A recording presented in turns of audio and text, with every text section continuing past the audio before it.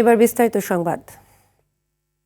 স্বাক্ষরিত জুলাই সনদ বাস্তবায়নে অঙ্গীকারবদ্ধ বিএনপি। তা বাস্তবায়নে সংবিধান সংশোধন কমিটিতে বিরোধী দলকে যোগ দেওয়ার আহ্বান জানালেন বিএনপি মহাসচিব মির্জা ফখরুল ইসলাম আলমগীর। সবকিছুতে বিরোধিতার মানসিকতা থেকে বিরোধী দলকে বেরিয়ে আসার আহ্বানও জানান তিনি। এদিকে স্থানীয় সরকার নির্বাচনে কারা অংশ নিতে পারবে সেটি ইসি ও আদালতের বিষয় বলে জানিয়েছেন প্রধানমন্ত্রীর রাজনৈতিক উপদেষ্টা রুহুল কবির রিজভী। শামীম চৌধুরীর রিপোর্টে দেখুন বিস্তারিত।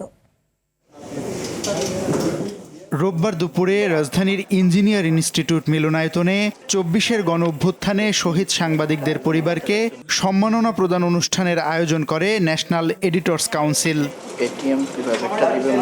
অনুষ্ঠানে প্রধান অতিথির বক্তব্যে জুলাই সনদ বাস্তবায়নের বিষয়ে সরকারের অবস্থানের কথা পুনর্ব্যক্ত করেন বিএনপি মহাসচিব। সংসদে সুযোগ এসছে, একটা আপনার কমিটি তৈরি করা হয়েছে, বিরোধী দলের আমার আহ্বান থাকবে তারা আসবেন, এই কমিটিতে যোগ দিবেন এবং সংবিধানের যে বিষয়গুলো পরিবর্তন করা দরকার সেই পরিবর্তন করার তারা সহযোগিতা করবেন।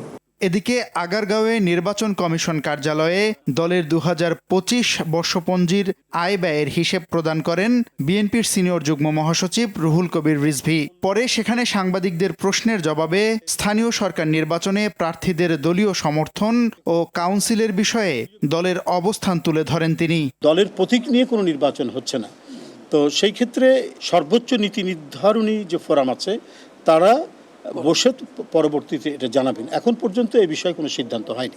এ সময় নির্বাচন কমিশনে প্রদান করা ২০২৫ বর্ষপঞ্জির বিএনপির আয় ব্যয় হিসাব তুলে ধরেন দলের কোষাধ্যক্ষ এম রশিদুজ্জামান মিল্লাত। ১ জানুয়ারি ২০২৫ থেকে ৩১ ডিসেম্বর পর্যন্ত দলটির মোট আয় ২২ কোটি ১৯ লক্ষ ৬৫,১৮২ টাকা। দলটির মোট ব্যয় হয়েছে ১৫ কোটি ২৬ লক্ষ ১০,৮৫৭ টাকা। বিএনপির আয়ের উৎস সম্পর্কেও গণমাধ্যমকে জানান দলের কোষাধ্যক্ষ।